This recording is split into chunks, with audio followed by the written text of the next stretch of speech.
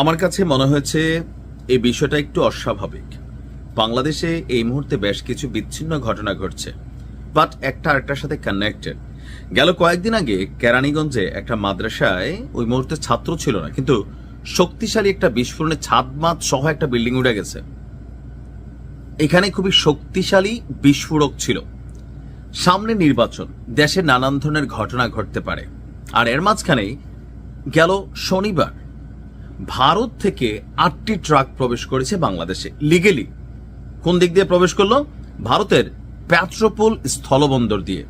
আর এই 8টি ট্রাকে বিপুল পরিমাণ বিস্ফোরক বেনাপোল স্থলবন্দরে প্রবেশ করেছে। 8টি ট্রাকে আনুমানিক কয় কেজি বা কয় মন হবে আমরা যদি সংখ্যাটা দেখি, 125 মেট্রিক টন।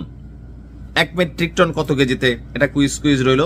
কারা আমার ভিডিও দেখেন একটু জানাও দরকার, হ্যাঁ, পড়ালেখা করবেন। আর যারা জানেন না কমেন্টে দেখে নিবেন, আমি ভিডিও শেষে বলবো। তো বলা হচ্ছে যে দিনাজপুরের মধ্যপাড়া গ্রানাইট মাইনিং কোম্পানি লিমিটেডের খনি থেকে পাথর উত্তোলন এবং খনন কার্যক্রম পরিচালনার জন্য বিস্ফোরক দ্রব্যের এই বিশাল চালানটি আমদানি করেছে রাষ্ট্রীয় প্রতিষ্ঠান Madhyapara granite mining company limited. অর্থাৎ দিনাজপুরে যে গ্রানাইটের উত্তোলন করা হয় সেখানে বিস্ফোরণ ঘটাইতে হয়। আপনারা জানেন এটা মাইনিং এর কাজ, স্বর্ণের খনি, গ্রানাইটের খনি, পাথরের খনি, এগুলাতে কিন্তু বিস্ফোরক গড়াইয়া এগুলো ভাঙতে হয়, পরে এগুলো বিভিন্ন ধাপে ধাপে আইসা আমরা ব্যবহার্য হিসাবে উপযোগী করে তুলি। এখন চালানটি সরবরাহ করেছে ভারতের সুপার শিভা শক্তি কেমিক্যাল প্রাইভেট লিমিটেড। এখন বিস্ফোরক আমদানির বিষয়টি স্পর্শকাতর হওয়ায় বন্দর এলাকায় বিশেষ নিরাপত্তা ব্যবস্থা গ্রহণ করা হয়েছে। বেনাপোল পোর্ট থানার যিনি ভারপ্রাপ্ত কর্মকর্তা আছেন তিনি বলছেন, বিস্ফোরক দ্রব্যের চালানটি সরকারি নিয়ম এবং অনুমোদনের আওতায় আনা হয়েছে। বন্দর এলাকায় সার্বক্ষণিক পুলিশ আইন শৃঙ্খলা বাহিনী নজরদারি করছে। নিরাপত্তার ঘাটতি নেই, সাধারণ মানুষের আতঙ্কিত হওয়ার কোনো কিছুই নেই। আর ভারতীয় ট্রাকগুলো বর্তমানে বন্দরের ডট নাম্বার, আমি বললাম না কারণ আমার ভিডিও শুনে অনেকে যাইতে পারে, ডট নাম্বার ইয়ার্ডে পুলিশি পাহারায় রাখা হয়েছে। আমার কাছে মনে হয় যে এটাতে আসলে তো রাষ্ট্রীয়ভাবে আনা হয়েছে, তাহলে সমস্যা কি আছে?